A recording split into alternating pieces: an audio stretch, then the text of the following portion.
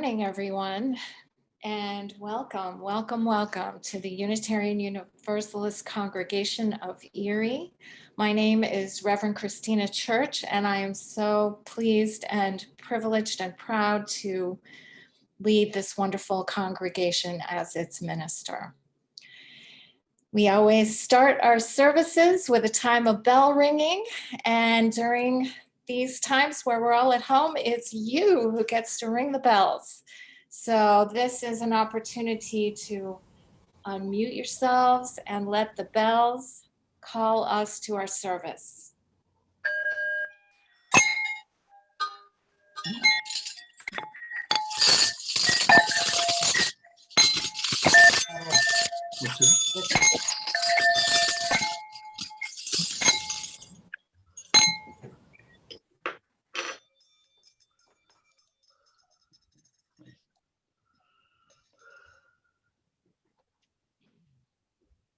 Wonderful.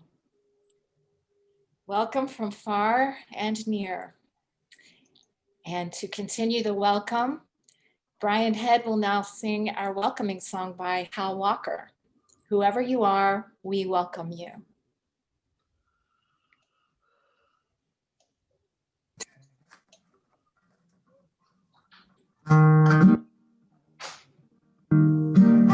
Whoever you are, we welcome you. Wherever you come from, we welcome you. Whomever you love, we welcome you. Whoever you are, we welcome you. Wherever you come from, we welcome you. Whomever you love, we welcome you. Whomever you love, we welcome you. Whomever you love, we welcome you.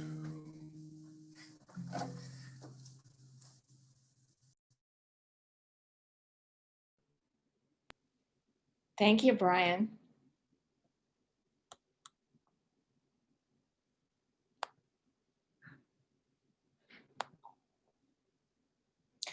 Our opening words this morning are from our Unitarian forebear, William Ellery Channing, in this service dedicated to our Unitarian and Universalist heritage. This is entitled, I Call That Mind Free, and it's an excerpt from a longer writing. I call that mind free, which jealously guards its intellectual rights and powers, which does not content itself with a passive or hereditary faith, but which opens itself to light whencesoever it may come, which receives new truth as an angel from heaven. Now Jackson will play our prelude, Sonata in E major by Joseph Haydn.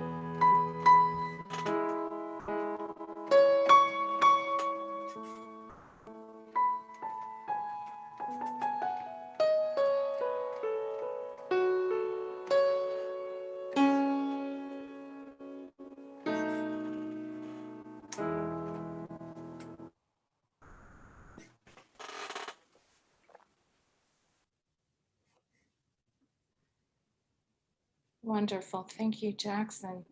And to continue our centering and to bring us into this time of being together, we will light our chalices now. And if you have a chalice at home, I invite you to light yours as I say these words.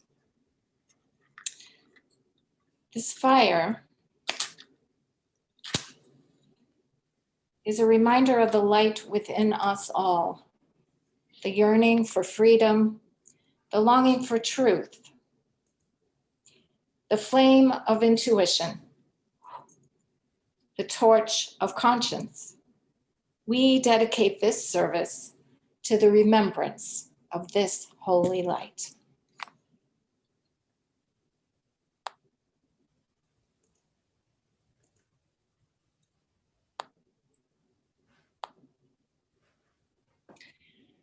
Is there anyone here who would like to lead us in the children's bond of union today?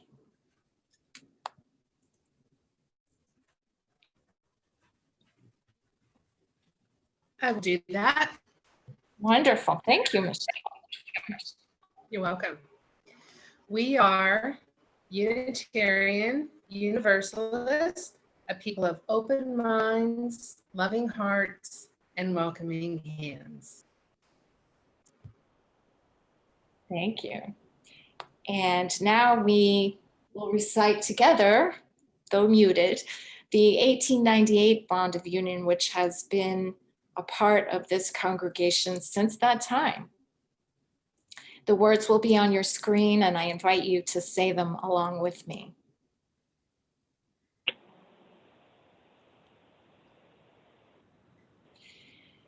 We unite ourselves together for the study and practice of morality and religion, as interpreted by the growing thought and noblest lives of humanity, believing that we may thereby prove helpful to one another and promote the cause of truth, righteousness, and love in the world.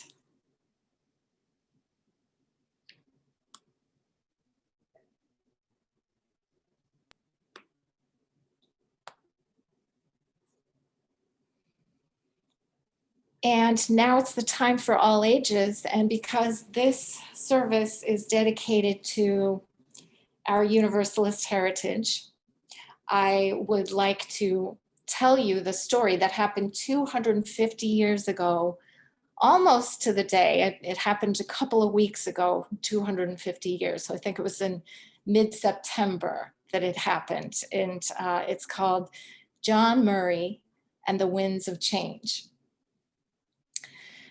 There was a man named John Murray a long, long time ago in England, and he was a Universalist preacher. He believed, in a time when not many did, that a loving God would never send anyone to a place called hell where they would be punished for eternity. And so he preached his message of love and salvation for all. But he wasn't very well received. And he also came upon some terrible fortunes in England. He lost some of his children, his wife died, and he also lost one of his siblings in quick succession.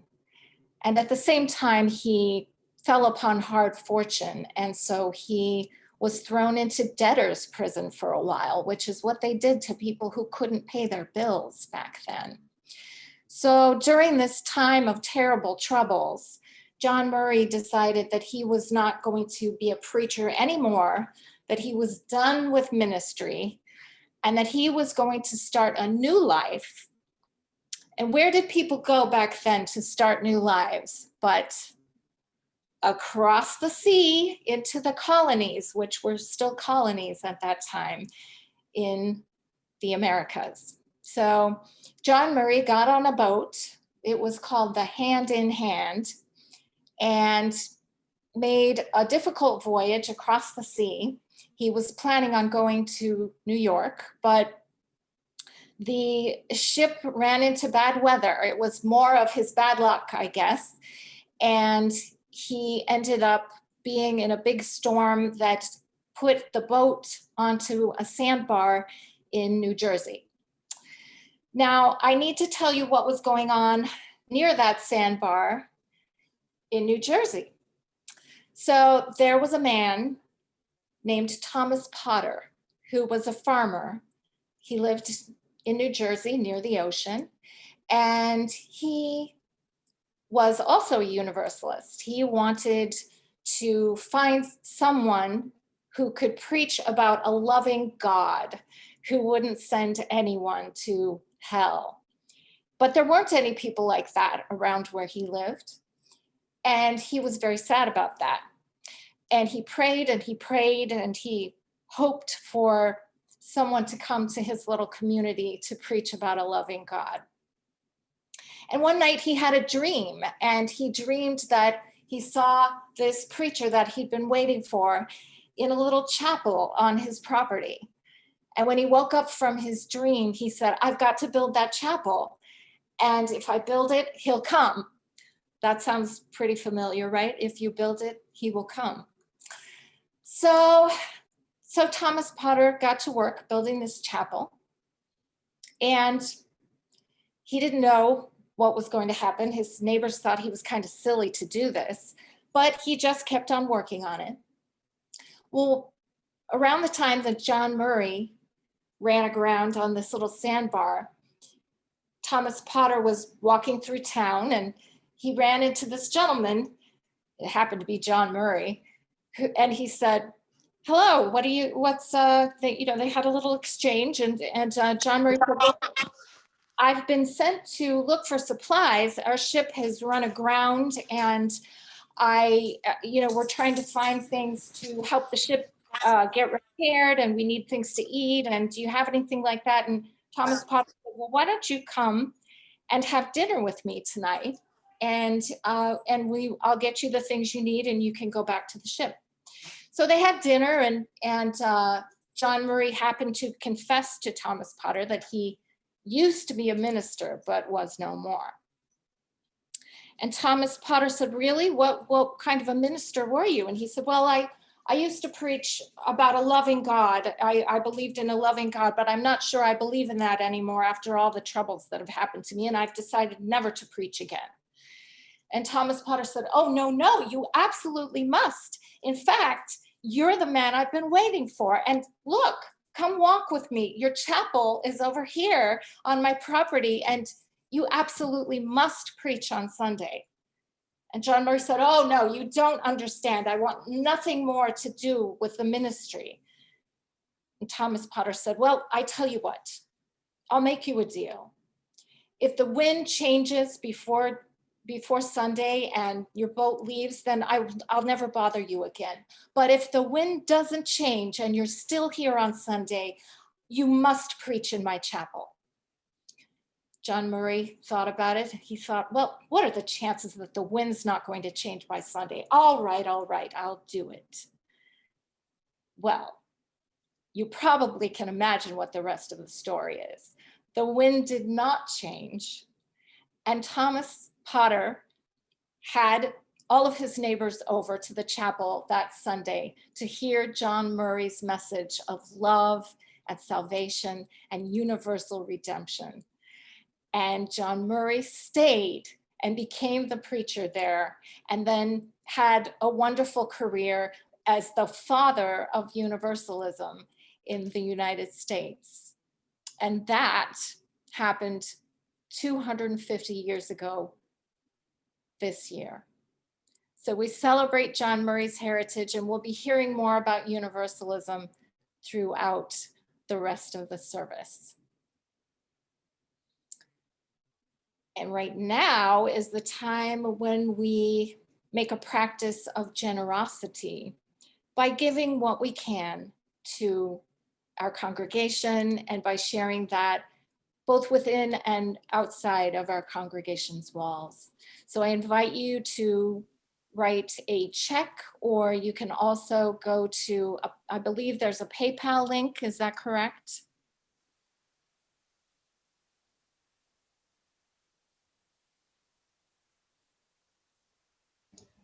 on our webpage. Yes, so if you go to the webpage and click on the PayPal link, you can also pay that way. And we invite you to share what you can, knowing that this congregation and this community exists because of those who care and those who share. While you are doing that, Jackson will play the wonderful Seasons of Love.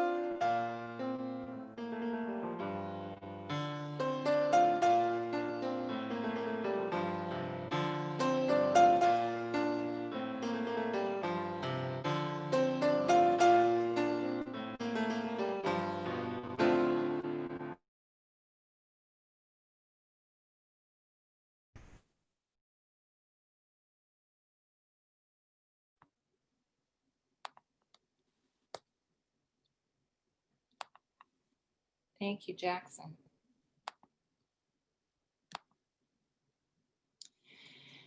Well, history has been on my mind this year as we come to the end of this tumultuous year of 2020.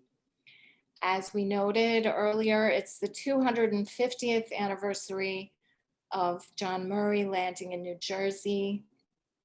And that's the event that we mark as the beginning of Universalism in the Americas.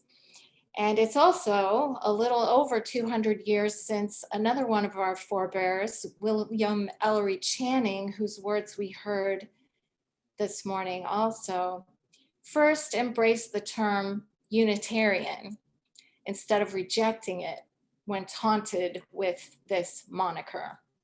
He stood up loud and proud and he said, "Heck yeah, I do believe in one God, not three." And William Ellery Channing's story will intersect with our main story in a little while, so stay tuned for that. Now, we heard a little bit about John Murray, and I've picked a fascinating character from Universalist history, a little known one, named Mr. Abner Kneeland, to share with you about today in this month where we are looking at the themes of honesty and integrity. Now, very few people today have even heard of Abner Kneeland. If they have, it's generally for one thing and one thing only. He was the last man to be tried for blasphemy in the United States. thus far. And I say thus far because we have entered some interesting territory, haven't we? So who knows what's going to happen in our future.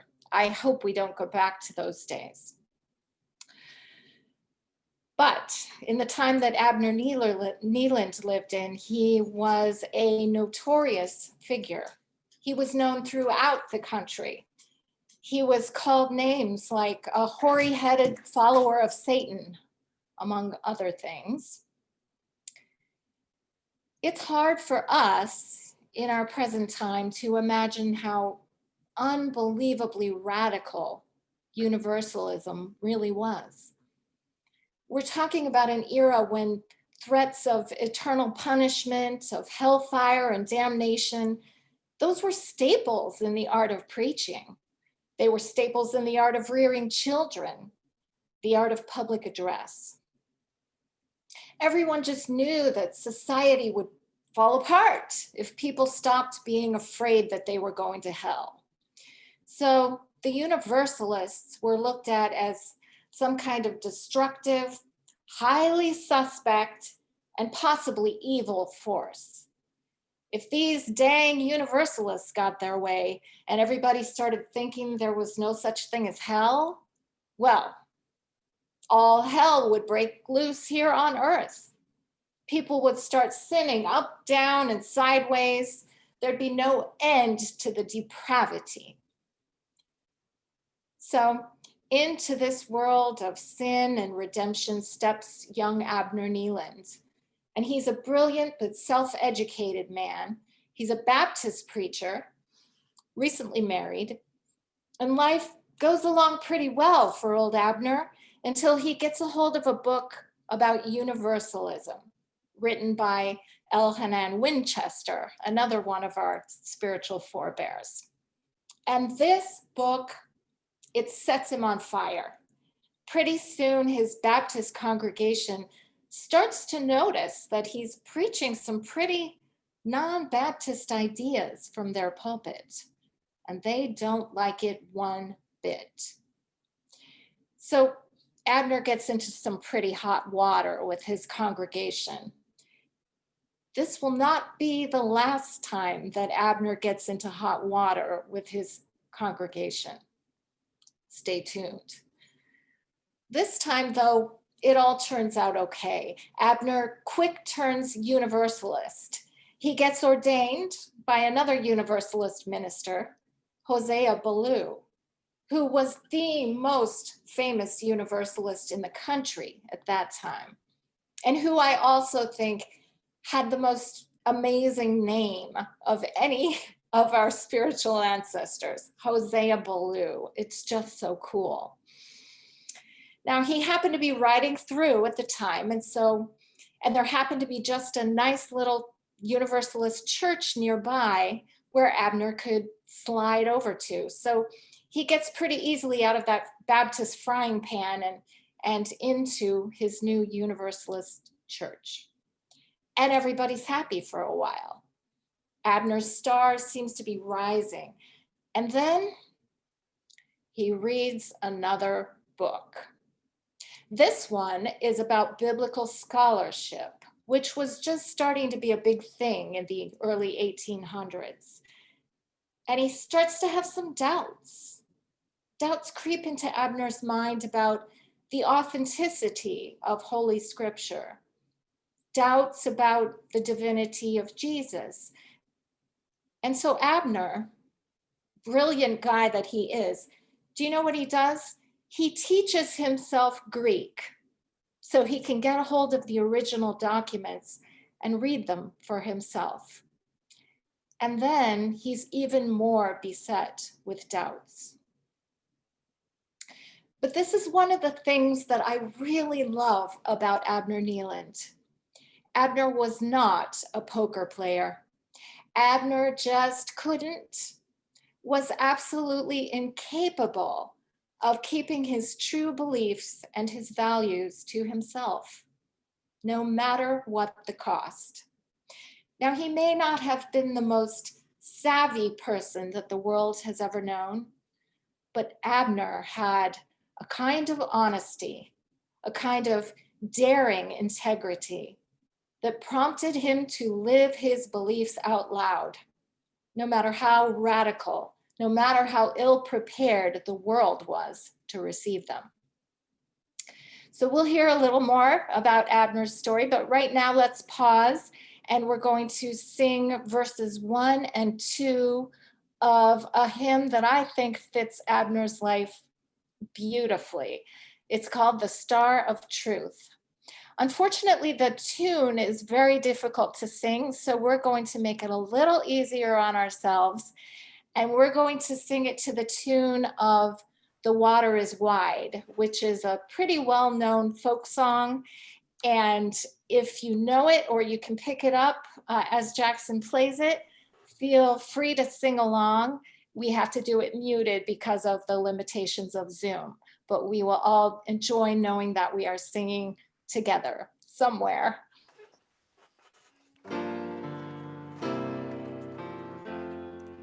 The star of truth but dimly shines behind the veiling clouds of night, but every searching eye divines some partial glimmer of its light. The certainty for which we crave, no mortal ones can ever know. Uncharted waters we must brave and face whatever winds may blow.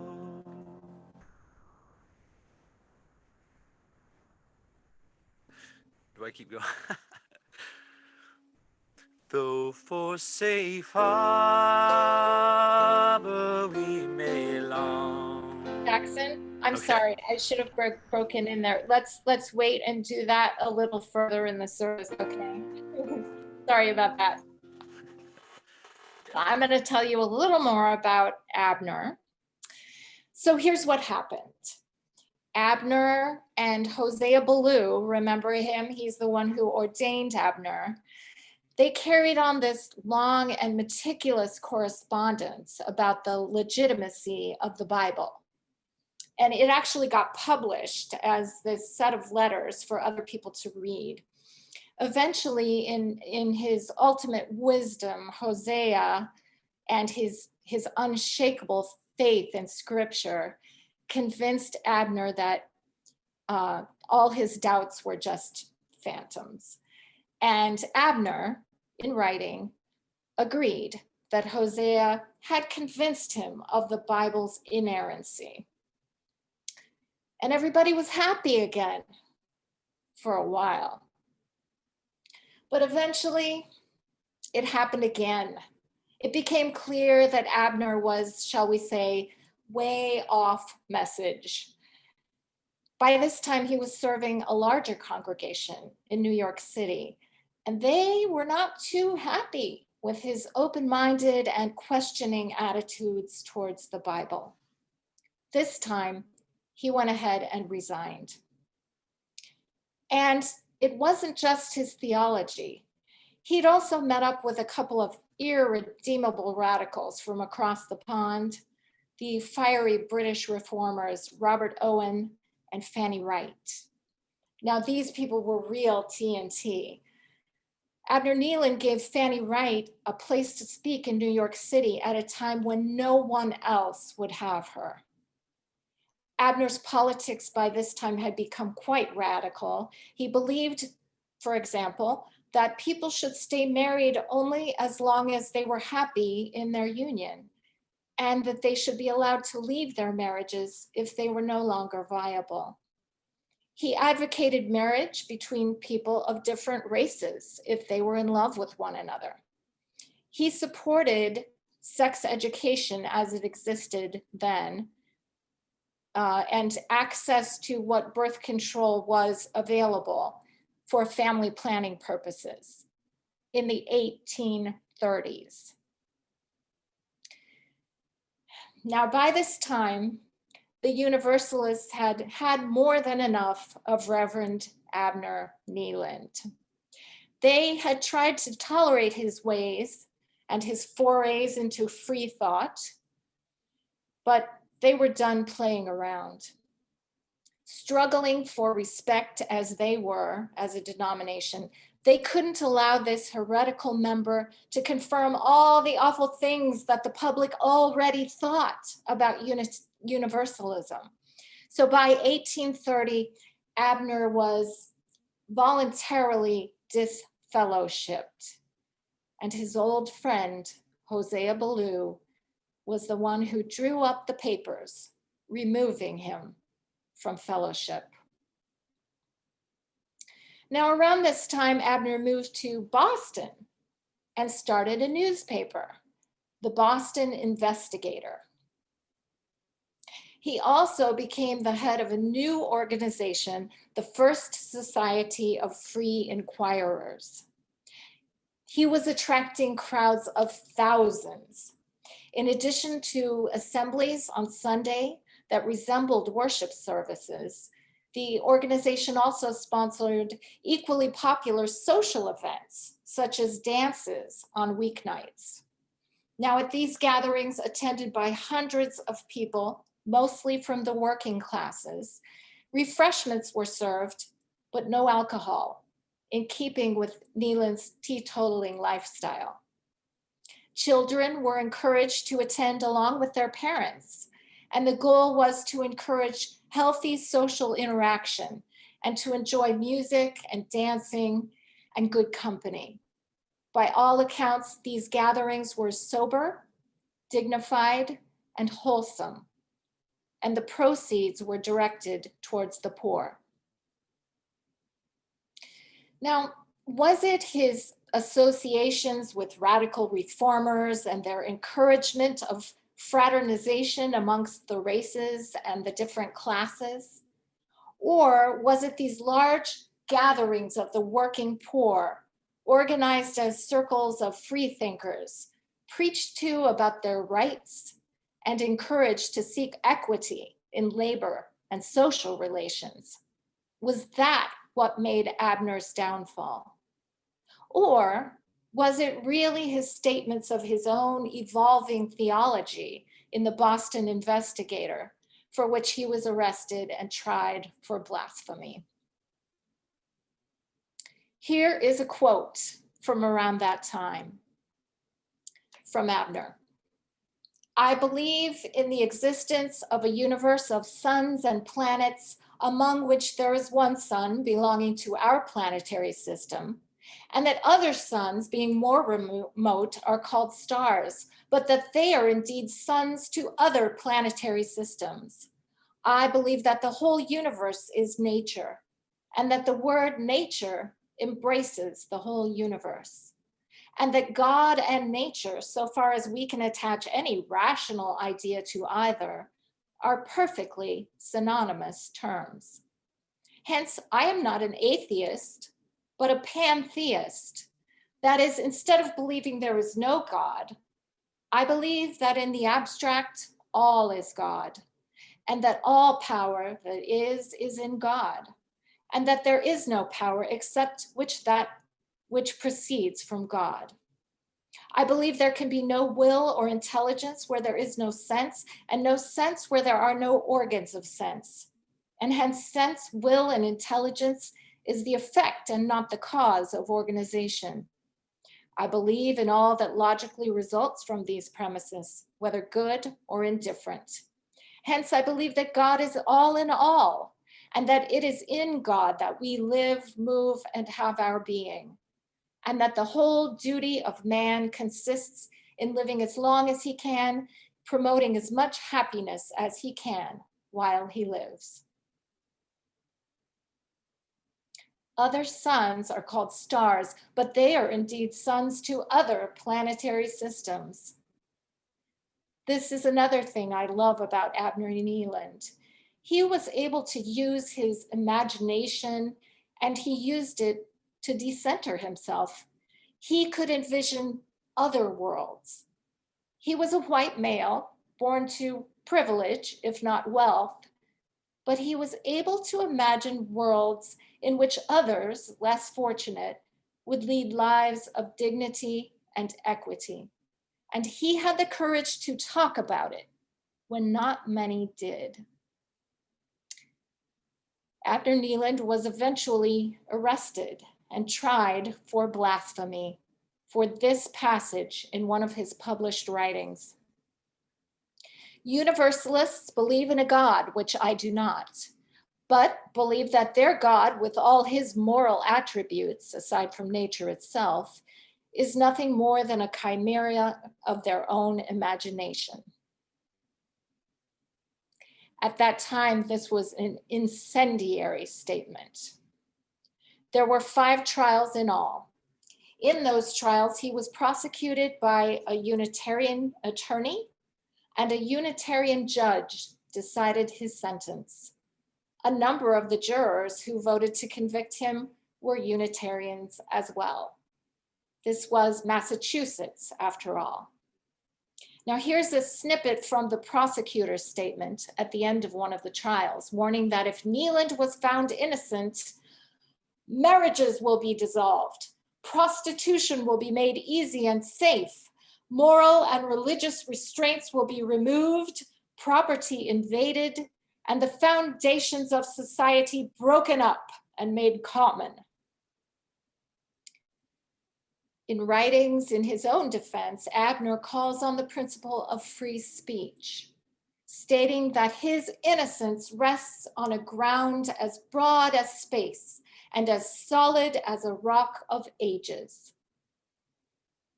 But you can also feel his very real fear, his fear of incarceration, in which he pleads with the court that he's an old man with children and asks to be released from the specter of jail time. But that release was not to be.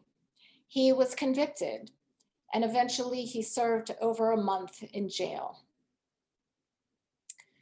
During Kneeland's imprisonment, William Ellery Channing, the famous Unitarian, assembled a petition calling for Kneeland's release, based on the protections of the Constitution regarding freedom of speech.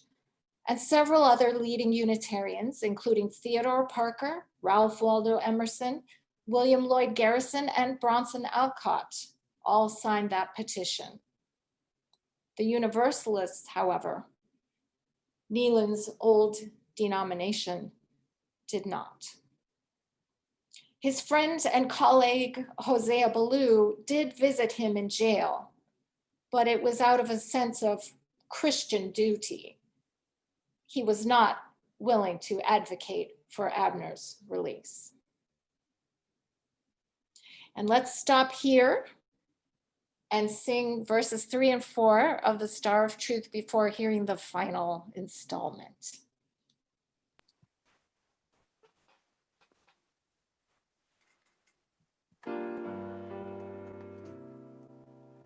Though for safe harbor we may long, we must not let our courage fail. And though the winds of doubt blow strong upon the trackless ocean sail, from honest doubt we shall not flee, nor fetter the inquiring mind. For where the hearts of all are free, a truer faith we there shall find.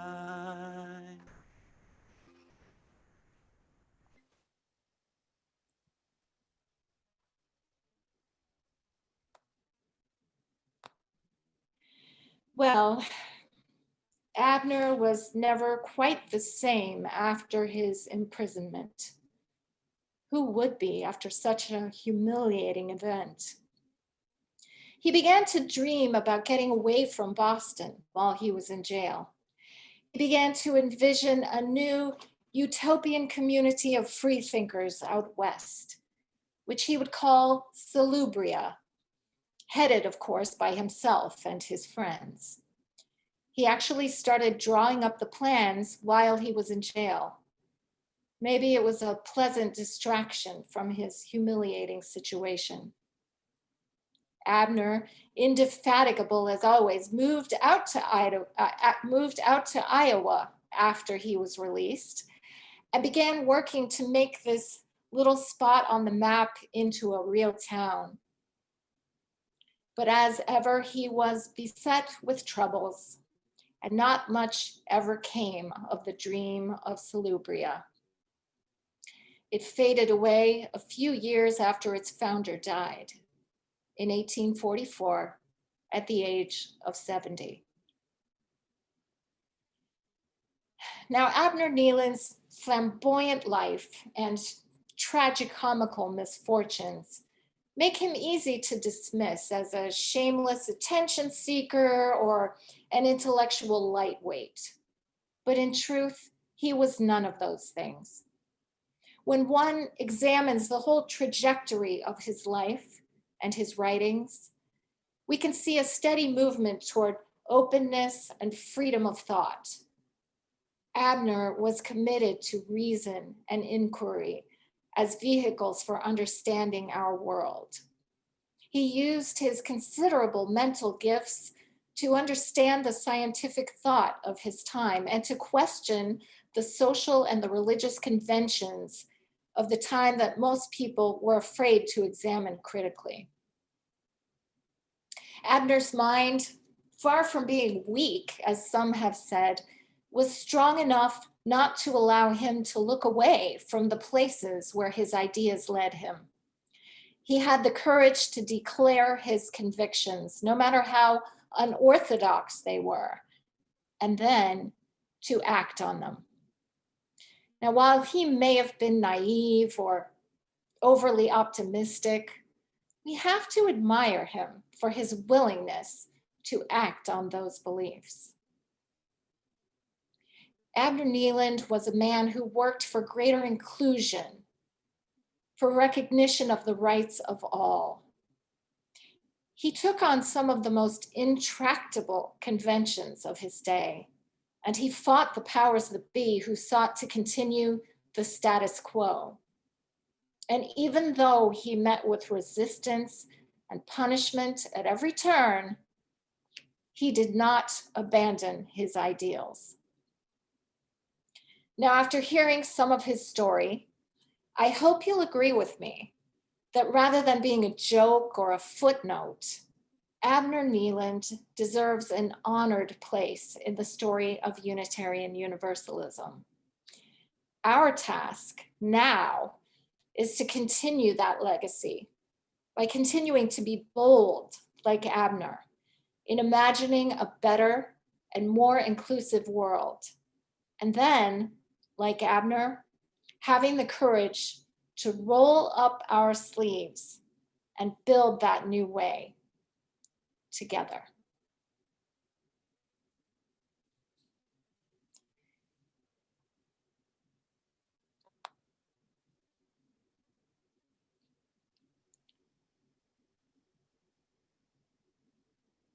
And now we have a video for you of hymn number 1017, Building a New Way. If you know it, feel free to sing along as we enjoy this choral performance. And if you don't, just enjoy the music and think of Abner.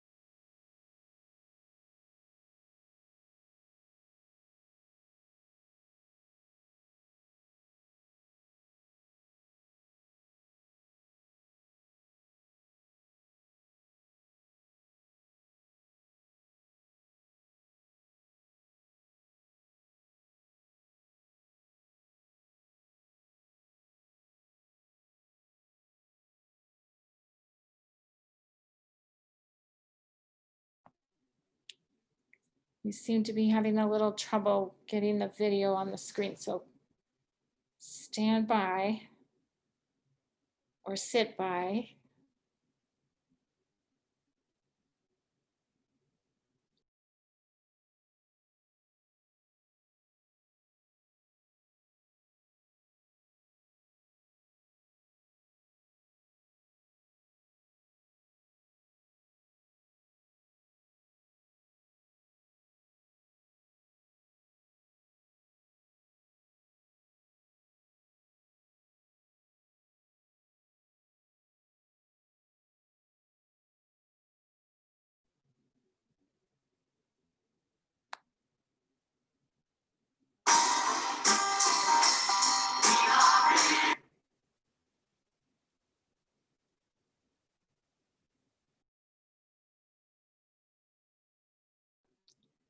Christine, are you able to get the video on the screen, or maybe somebody else can try and share it if it's not working? I thought it was on the screen. I just watched the whole thing. I am Oh, so you did? sorry. Okay, All I'm right, not getting it. let Is me, it- Maybe it was just my screen. no, probably not. Oh, okay, I'm so sorry. Let me do it again. that's And okay.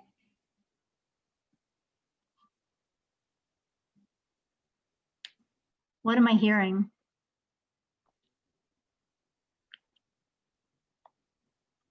Sorry. That's okay. Let's see. I'm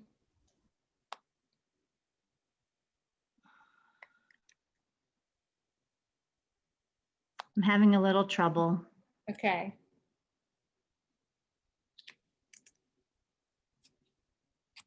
So I just pasted the link in the chat. If anyone else has the ability, is there another co-host right now that can share that? I can do it. Thank you, Kelly.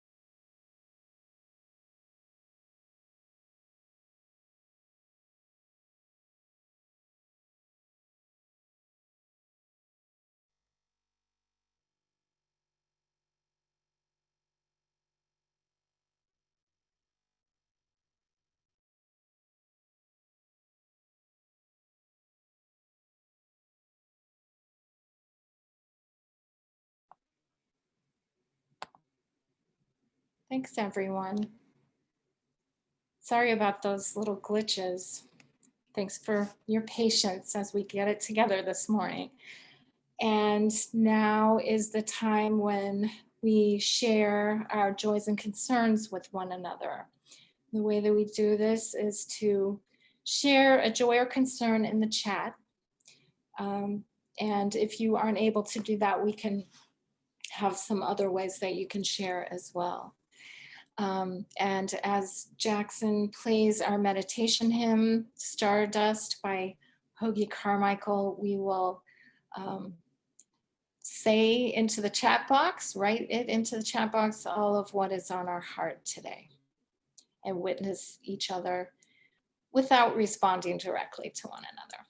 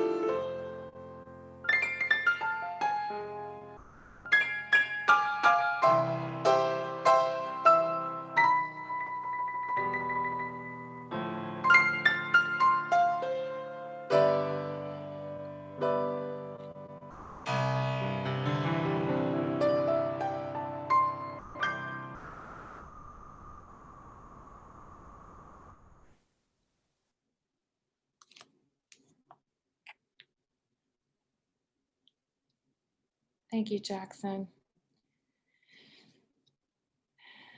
And now we'll have a moment of silent meditation as we contemplate these joys and concerns that have been expressed, as well as all those that we hold in the silence of our hearts.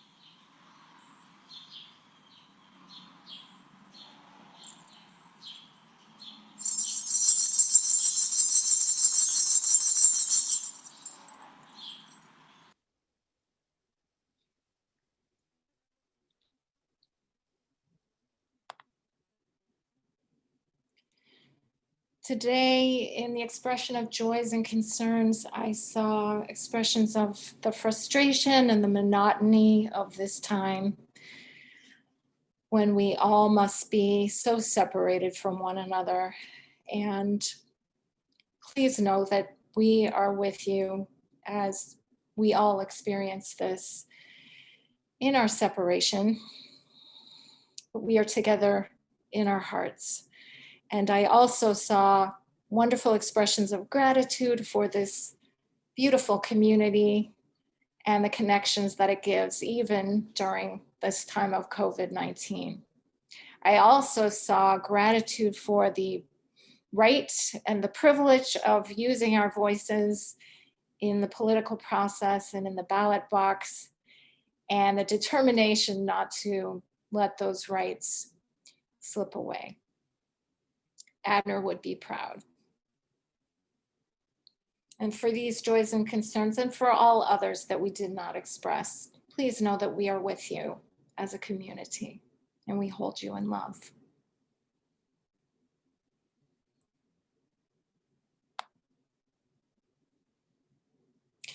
Our closing words today are from Barbara Pescan. Because of those who came before, we are. In spite of their failings, we believe.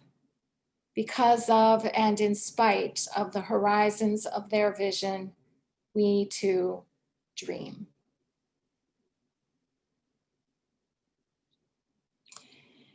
And now we will extinguish those chalices that we've lit during our time together, bringing our time to an end this Sunday.